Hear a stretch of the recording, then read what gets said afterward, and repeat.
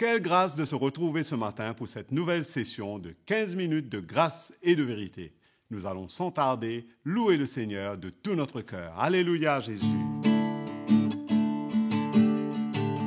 Venez offrons-lui un sacrifice de joie.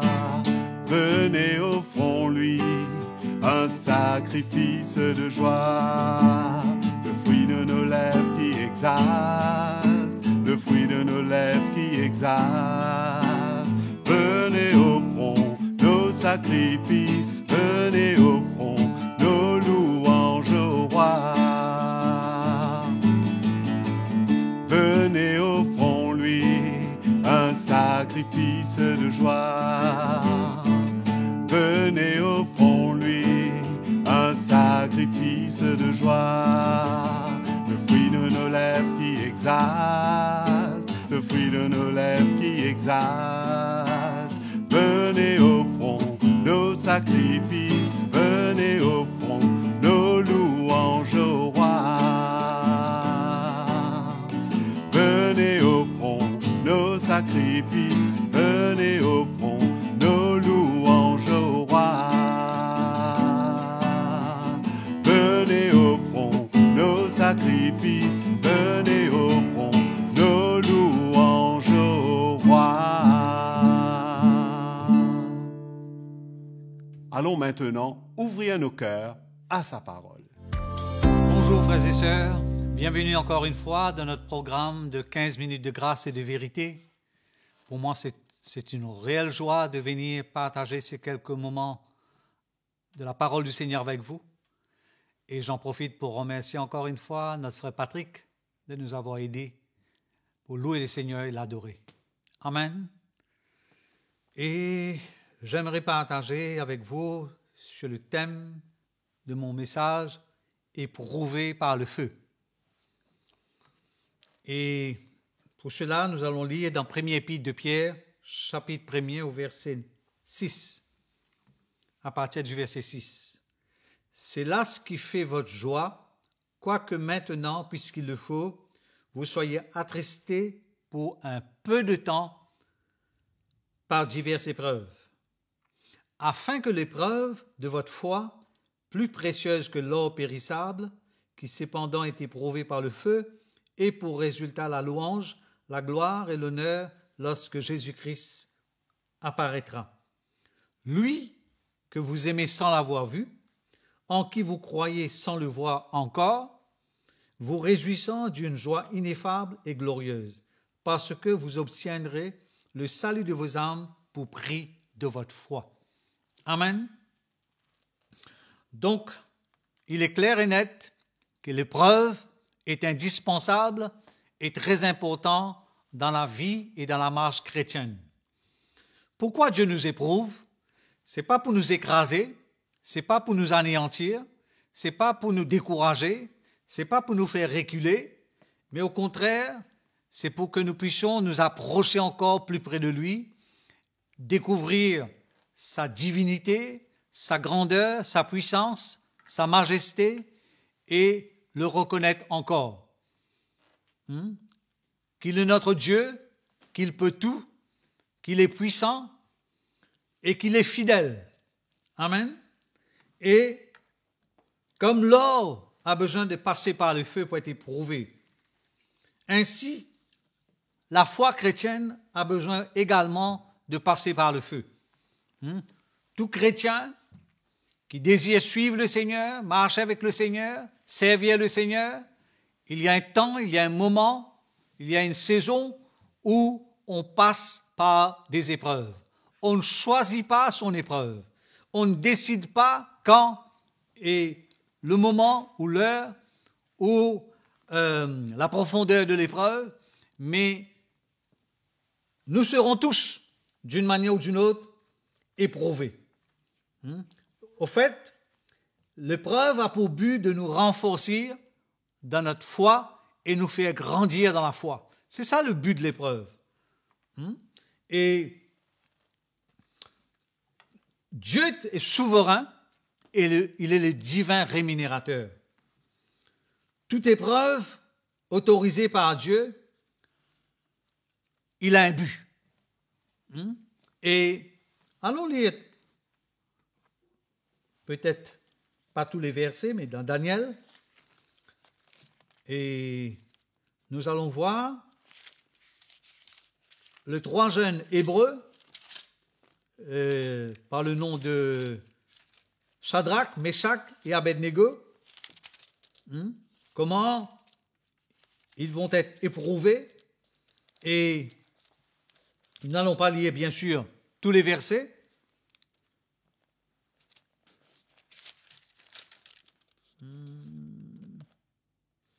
Ok, donc je résume un petit peu l'histoire. Comment le roi Nebuchadnezzar va dresser une statue et une loi sera proclamée que tout homme, tout être humain, toute personne aura besoin de venir se prosterner et adorer cette statue que le roi va dresser. Mais ces 3 jeunes hommes, 3 Hébreux, qui connaissaient les seigneurs, qui connaissaient l'Éternel Dieu, avaient décidé, résolu dans leur cœur, qu'ils ne vont pas compromettre. Là, vous savez, c'est une question de vie et de mort. Mais toutefois, ces 3 jeunes Hébreux, qui connaissaient le Seigneur, qui avaient certainement une relation authentique, comme l'anglais dit, genuine avec Dieu, décideront de ne pas se prosterner. Alors, on va lire au verset 16. Bien sûr, cela se trouve au chapitre 3. Vous pouvez lire tout le chapitre. Shadrach, Meshach et Abednego répliquaient au roi Nebuchadnezzar, « Nous n'avons pas besoin de te répondre là-dessus. Voici notre Dieu que nous servons peut nous délivrer de la fournaise ardente, et il nous délivrera de ta main, ô roi. Sinon sache, ô roi, que nous ne servirons pas tes dieux et que nous n'adorerons pas la statue d'or que tu as élevée. » Et verset 22, comme l'ordre du roi était sévère et que la fournaise était extraordinairement chauffée, la flamme tua les hommes qui avaient jeté Shadrach, Meshach et Abednego. Et nous voyons comment Dieu est avec eux et comment Dieu est avec nous. Le Seigneur, vous le savez, il est fidèle. Nous sommes infidèles, mais lui, il demeure fidèle, il est fidèle éternellement. C'est pour cela la parole de Dieu nous dit, Jésus-Christ est hier, aujourd'hui, éternellement le même. Il ne change pas et ne changera jamais. Et donc, ces 3 jeunes garçons, ils vont accepter de passer au travers de la fournaise. Mais malheureusement, la mauvaise nouvelle, c'était que le roi avait décidé que la fournaise allait être chauffée 7 fois plus que normal, que d'habitude. Et malgré tout, ils étaient encore une fois prêts d'être jetés dans cette fournaise. Et ils ont dit, « Ô roi, sache que notre Dieu peut nous délivrer de ta main. Mais sinon, sache que nous n'allons pas prosterner et adorer cette statue que tu as dressée. » Et les soldats qui ont porté ces 3 hommes et l'ont mis dans la fournaise, eux-mêmes, ils ont été brûlés par la chaleur. Et ils sont morts. Comme quoi, comment Dieu, dans sa souveraineté, il était avec ces 3 jeunes. Vous savez, la parole de Dieu nous dit, si nous traversons à travers le feu ne nous brûlera pas. Si nous traversons à travers les eaux, l'eau ne nous submergeront pas. Et donc le Seigneur garde sa parole, il est fidèle, et il ne permettra pas, dans 1 Corinthiens chapitre 10, verset 13, il est dit, « Aucune tentation ne vous est survenue qui n'ait été humaine, et que Dieu qui est fidèle ne permettra pas que vous soyez tentés au-delà de vos forces. » Parole de Dieu est claire. Dieu siège sur son trône. Il a toutes choses sous son contrôle. Et alors que ces 3 jeunes ont été jetés dans la fournaise, le roi s'est approché et il voulait savoir quels sont leurs états. Et quand il s'est approché, il a vu une quatrième personne dans la fournaise. Il dit, on n'a pas jeté 3, comment se fait-il qu'il y a un 4e? Et la parole de Dieu nous dit que c'était le Fils de Dieu, le Seigneur lui-même était avec ces 3 jeunes, et seulement les cordes qui les ont liés ont été brûlées, mais le linge, le chevet de la tête, le corps tout entier était intact. Dieu est fidèle, Dieu est puissant. Amen. Nous lisons aussi dans 2 Pierre, rapidement,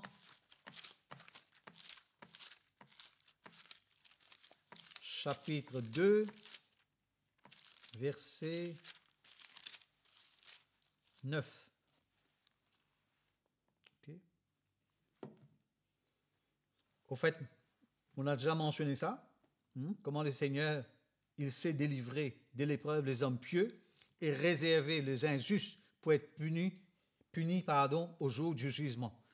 Comme le cas de Lot. Nous tous, nous savons comment il était tourmenté avec ces hommes qui vivaient dans les dérèglements. Et comment Dieu souverainement a intervenu et a délivré Lot. Mais toutefois, une instruction a été donnée, cet ordre de ne pas regarder en arrière, de tout quitter, de tout laisser et de courir. Mais nous savons que la femme de Lot, lorsqu'il s'est retourné pour regarder en arrière, elle était devenue une statue de sel. Donc, comme quoi, comment Dieu, dans sa souveraineté, il permet qu'on traverse par les épreuves. Même notre Seigneur Jésus-Christ, la parole de Dieu nous dit comment il a été tenté. Conduit par l'Esprit dans le désert, il a été tenté par le diable. Et nous le savons tous comment le Seigneur a réfuté l'ennemi. Il est écrit que l'homme ne vivra pas de pain seulement, mais aussi de toute parole qui sortira de la bouche de Dieu. Il est écrit que tu adoreras l'Éternel, ton Dieu, lui seul. Amen. Donc, nous voyons que l'épreuve est tout simplement un moyen pour nous faire grandir, avancer et progresser. Le but du Seigneur, c'est un but divin, que nous puissions expérimenter une croissance, une maturité, une autre intensité dans notre relation avec lui. C'est ça le but du Seigneur. Amen. Donc, il ne faut pas trouver l'épreuve. Dernier verset, rapidement. Bien-aimés, ne soyez pas surpris comme d'une chose étrange qui vous arrive de la fournaise qui est au milieu de vous pour vous éprouver. On ne doit pas trouver étrange les épreuves par lesquelles Dieu nous fait traverser. Amen. Et donc, nous voyons que l'épreuve, c'est temporaire, c'est pour un temps. Ça ne dure pas éternellement. C'est pour un peu de temps. Il faut que nous soyons attristés pour un peu de temps par diverses épreuves. Amen. Que le Seigneur nous encourage, que le Seigneur nous bénisse et que cette parole puisse nous fortifier. Amen. À très bientôt. Merci d'avoir suivi cette session de 15 minutes de grâce et de vérité avec le pasteur Umesh Putana. Nous avons été encouragés. Aimez et partagez cette vidéo afin de bénir quelqu'un. Abonnez-vous aussi à notre chaîne CTMI. Écrivez-nous, partagez vos expériences, témoignages à l'adresse qui s'affiche sur votre écran.